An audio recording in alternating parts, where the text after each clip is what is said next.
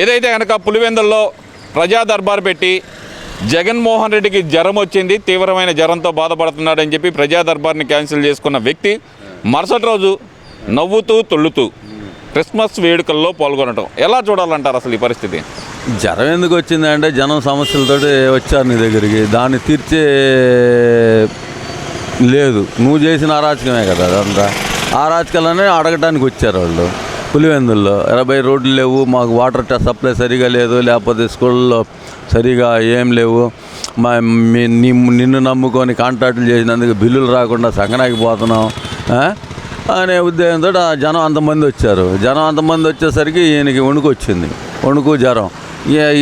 ఎక్కడ బయటికి పోతాయి అనే ఉద్దేశంతో జ్వరం వచ్చిందన్నాను, హాస్పిటల్లో పడుకోవచ్చు ప్రశాంతంగా, రోజు రెస్ట్ తీసుకోవచ్చు, హాయిగా రెస్ట్ తీసుకున్నాక మళ్ళీ నెక్స్ట్ డే క్రిస్మస్ ఏదో పండుగ ఉంటే దానికి హ్యాపీగా వెళ్ళి రావచ్చు అనే ఆలోచన. అంతకంటే ఏముంటుందండి? ఎందుకంటే మనం మంచి చేసి ఉంటే ఓడిపోయేవాళ్ళం కాదు కదా. మంచి చేసి ఓడిపోయామని 100 సార్లు చెప్తాడు ఈయన, 100 కాదు 500 సార్లు చెప్పా. మంచి చేస్తే ఎవడన్నా ఓడిపోతాడా? ఆయన ఓడిపోయాడంట. సరే, ఆయన మంచి చేస్తే ఓడిపోయాడో, లేకపోతే కుంభకణాలు చేస్తే ఓడిపోయాడో, జనాల వ్యతిరేకత వస్తే ఓడిపోయాడో అనేది ఆయన తెలుసుకోవాలి. వాళ్ళ పార్టీ కార్యకర్తలు చేసిన అరాచకాలు తెలుసుకోవాలి. మర్చిపోకుండా చెప్తాను, ఆయన పేరేంది, అటవీ భూములు కాజేసిన పెద్దిరెడ్డి రామచంద్రారెడ్డి అటవీ భూముల్ని అసలు డీనోటిఫైడ్ చేసి రైతుల పేరు రిజిస్టర్ చేసి ఒకసారికి రెండోసారి ఆయన పేరు రిజిస్టర్ చేసుకొని ఇదంతా ఎక్కడ దాకా ఉంది, దాంట్లో ప్యాలెస్ కట్టాడు. విడిది కేంద్రం, చందన దొంగల విడిది కేంద్రం అని చెప్పి విడిది కేంద్రం పెట్టాడు. అది ఆ విడిది కేంద్రం ఎవరు పెట్టారు? ఎక్కడది? అది ఆయన సొంత చోట్ల పెట్టుకున్నాడా? చుట్టూ అడవి ఉంది, ఆ మధ్యలో ఈయనకి ఎక్కడి నుంచి పొలాలు వచ్చినా తెలీదు. మిలిటరీ వాడికి ఇవ్వాలన్నా కూడా ఇచ్చే పరిస్థితి కాదు. అలాంటి ఏరియాలో ఆయనకి ఎట్ట వచ్చింది ఆ భూములు? అధికారాన్ని అడ్డం పెట్టుకునే కదా. అధికారాన్ని అడ్డం పెట్టుకుని తిరుపతి లడ్డూలో కల్తీ చేయలేదా? తిరుపతి శాలువాల్లో కల్తీ చేయలేదా? కింద గోవిందరాజ స్వామి గుడిలో కల్తీ బంగారం 50 కిలోల బంగారం దొబ్బేలేదా? టికెట్లు అమ్ముకోలేదా రోజా? ఇవన్నీ జనం దగ్గరికి వెళ్ళి వాళ్ళు ఏమన్నారు, ఇలాంటి నీచ నికృష్టమైన జీవితం మాకు వద్దురా బాబు, మనం ప్రశాంతంగా బతకాలి, గుండాలు నీళ్ళలో కాదు. అది చూశారు కదా బోరుగడ్డ అనిల్ కుమార్ ఏ రకంగా మాట్లాడాడు అన్నది. అదే రోజు పేరు నాని కావచ్చు, కోడల నాని కావచ్చు, జైల్లో నకిలీ మద్యం కుంభకోణంలో జోగి రమేష్ కావచ్చు, ఇంకా చాలామంది ఉన్నారు. ఇకపోతేనేమో వల్లభనేని వంశీ, ఇలాంటి వాళ్ళని అందరినీ పెట్టుకున్నావు నువ్వు, తీసుకొచ్చావు. అసలు తెలుగుదేశం పార్టీ లేకుండా చెయ్యాలి అని నీ ఒక ఎజెండాతోటి తెలుగుదేశం పార్టీ కార్యకర్తలు కొరకరాని వాళ్ళు ఉన్నారనుకోండి, నా బొట్టోళ్ళు, నీ పని నువ్వు చేసుకోరా బాబు, మా పని మమ్మల్ని చేసుకొని ఇవాళ రాకపోతే రేపు వస్తే, రేపు కాదు ఎల్లుండి వస్తే, నేను అర్హుడిని అయితే నాకు ఎప్పుడైనా వస్తాయి అని చెప్పి అడ్డం తిరిగే వాళ్ళు ఉన్నాం. నువ్వు ఇచ్చేదేంటి? నీ జేబులో డబ్బులు ఇట్లేదు కదా, గవర్నమెంట్ సొమ్మేగా ఇస్తుంది. 4 రోజులు ఆపుతావు లేదా 10 రోజులు ఆపుతావు. లేదనుకో మేము కోర్టుకు వేసుకుంటాం, నాకు ఎందుకు రావట్లేదు, నీ అర్హతలు ఉన్నాయి నాకు, కోర్టుకు వేసుకుంటాం, అంతే కదా. అంతకంటే ఏం చేస్తాం? అది కాదు, నువ్వు ఈ నెట్టైనా కానీ కొట్టాలా, ఈడున్నాడు ఇక మనకి ఓట్లు పడవు. సరే, ఎలక్షన్ వరకే అది సహజం, ఎంతో కొంత గడ్జెస్ ఉంటాయి. వాడు ఆ ఏరియాలోకి మనమో, మన ఏరియాలోకి వాళ్ళు రారు. అర్థమైందా? ఇవన్నీ జరుగుతుంటాయి. కానీ నువ్వు చేసిన అరాచకం మాత్రం ఎక్కడ ఈ భారతదేశంలో ఎక్కడ తగల్లా. ఒక బీహార్లో తగిలి లల్లు ప్రసాద్ యాదవ్ గడ్డి కుంభకోణం బ్యాచి, అర్థమైందా? నిన్ను జైల్లో పెట్టించింది చంద్రబాబు నాయుడు కాదు, ఆ జనాన్ని అందరికీ తెలియజెప్పాల. అది పెట్టించింది కాంగ్రెస్ వాళ్ళు, అర్థమైందా? కాంగ్రెస్ వాళ్ళు కేసులు వేశారు. నువ్వు ఎంతసేపు చంద్రబాబు నాయుడు పేరు నోట్లో నానేసుకొని వాగడం తప్ప ఏం లేదు. రెడ్ బుక్ అని ఒకడు ఎడుతున్నాడు. రెడ్ బుక్ ఏం చేసింది? మడిచి ఆడ పెట్టుకుంటారని చెప్పి అడిగాడు. మడిచి పెట్టుకోవటం కాదు, ఆ రెడ్ బుక్ పెట్టింది దేనికి? దానికి కారణం ఏంటి? ఇప్పుడు అన్యాయంగా అక్రమంగా అరెస్టులు, జైల్లో. ఇప్పుడు జస్ట్ లైక్ గల్లా జయదేవ్ గారిని కొట్టారు, అది అమరావతి రైతులకు సపోర్ట్గా పోయినందుకు. వాళ్ళు ఇంతవరకు దొరకట్లా, అసలు ఏందనేది నాకు అర్థం కావట్లా. మరి వీళ్ళు ఏం చేయాలి? రెడ్ బుక్ ఓపెన్లో మరి ఆయన పేరు ఉందో లేదో కూడా తెలియదు. రఘురామకృష్ణరాజుని కొట్టి హాస్పిటల్లో పడేసి గుండెల మీద తొక్కి ఎన్ని అరాచకాలు ఒక్కటనే చెప్పుకుపోవడానికి. చెప్పే కాదని కాదు, వాళ్ళని వదులుతున్నారా? లేకపోతే అమాయకులను అందరిని పట్టుకొచ్చి కొట్టి హింసిస్తున్నారా? లేదు కదా. మరి ప్రజా వ్యతిరేకత ఎందుకు వస్తుంది? రాదు కదా. సరే ఇవన్నీ ఒక ఎత్తు. ఏంటి మళ్ళీ కేసీఆర్ ఫామ్లోకి వచ్చారు, చంద్రబాబు గారి పేరే తలుస్తున్నారు, ఎలా చూడాలంటారు దీన్ని? చంద్రబాబుది పేరు నోట్లో నానకపోతే వాడికి నిద్ర పట్టదు. ఫామ్ హౌస్లో మొన్న కళ్ళు లేకపోతే ముందు తక్కువైందంట, మళ్ళీ నిద్ర లేచి నేను వస్తున్నాను పులి, నేను వచ్చిన తర్వాత చెప్తాను, పాలమూరు నీ 10 సంవత్సరాలు అయిపోయిందిరా, 9 సంవత్సరాలు నువ్వే పరిపాలించావు, అప్పుడు ఎవడ సంఖ నాకావు? అది కేసీఆర్, నువ్వు అప్పుడు ఎవడ సంఖ నాకావు చెప్పాలా? నీ డబ్బులు, నీ రియల్ ఎస్టేట్ దందాలు, నీ జగన్మోహన్ రెడ్డి, నీకు ఇల్లే కావాల్సి వచ్చారు, అవునా కాదా? ఎందుకే ఊరకు నోరు బారేసుకుంటావు? అరే ఆంధ్ర వాళ్ళంట తెలంగాణ కొట్టి నెత్తిన పెట్టారంట.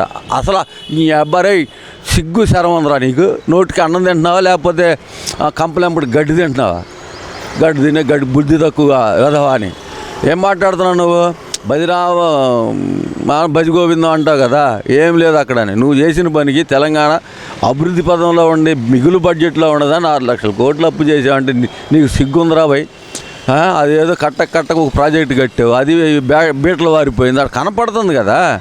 మేము వచ్చిన తర్వాత ఏంది నువ్వు వచ్చేది ఆడికి? నువ్వు వచ్చి చేసేది ఏది? రియల్ ఎస్టేట్ దందాలు చేసుకోవడానికి వచ్చావా? ఏడన్నా కేసీఆర్ని ఎవడ 9 సంవత్సరాల్లో నువ్వు ఆర్టీసీ వాళ్ళని హింసించావా లేదా? 2 పే స్కేల్స్ కావాల్సింది చేయకుండా వాళ్ళని దొబ్బిచ్చావా లేదా? ఆ తర్వాత వాళ్ళు అడిగారు, వాళ్ళు సహజంగా అడుగుతారు గవర్నమెంట్లో కలపండి అని. ముందేమో నేను కలపనని చెప్పేసి ఆడవాళ్ళని జుట్టు పట్టుకొని లాగి కండక్టర్లని పిల్లల్ని హౌస్ అరెస్టులు చేసి నువ్వు చేసిన దాష్టికం ఏమన్నా బాగుందంటావా? లేదు. ఆ తర్వాత చివరిలో నేను కలుపుతా కలుపుదలుచుకున్నాడు, కలుపు పిలిచి, అంతేగాని వాళ్ళు ఉద్యమంలో పాల్గొంటావా ఎందుకు నువ్వు? రేవంత్ రెడ్డి అనే వ్యక్తి కేసీఆర్ తొత్తులాగా మారి రాష్ట్ర ప్రయోజనాలను తాకట్టు పెడుతున్నాడు అంటున్నారు, మరి దానికి ఏం చెబుతారు? రేవంత్ రెడ్డి రాష్ట్ర ప్రయోజనాలని తాకట్టు పెట్టేది ఏంది బాడకు? రాష్ట్ర ప్రయోజనాలు ఎవరికి తాకట్టు పెట్టాడు? నీకు తాకట్టు పెట్టాడా లేదా తెలుగుదేశం పార్టీ తాకట్టు పెట్టాడా? నువ్వే కాదు, నీ పైన కూడా ఇంకో కర్ణాటక అనేది ఒకటి ఉంది, మహారాష్ట్ర అనేది ఒకటి ఉంది. వాళ్ళు ఆపేస్తే నీకు రావు నీళ్లు, మాకు రావు.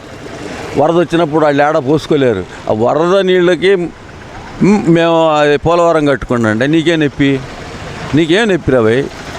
పాలమూరు దిండి అంట, పాలమూరు దిండి ఆడ నుంచి బయటకు వస్తేనే కదా సముద్రంలో పోయే నీళ్ళకి మేము ఆనకట్ట కట్టుకున్నాం, నీకేం నొప్పిరా భయ్? మంచివేనా నువ్వు? అంటే నువ్వు పోయే మురుగు నీళ్ళు కూడా నువ్వు పోనీనంటావు, ముంచుకుంటావా?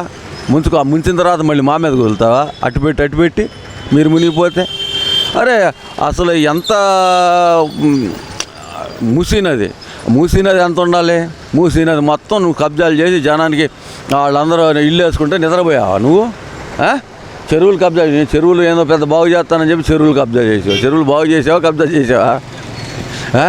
ఇవన్నీ చాలా ఉండేలే. కానీ ఇక ఆయన గురించి మనం ఎక్కువగా మాట్లాడితే చెప్పుతోటి ఆయనే కొట్టుకోవాలి, ఎవరు బయట వాళ్ళు కొట్టాలని పని లేదు. కూతురు లేదు, అల్లుడు లేదు, వీళ్ళు 3-4 కొట్టుకు వస్తున్నారు అధికారం కోసం.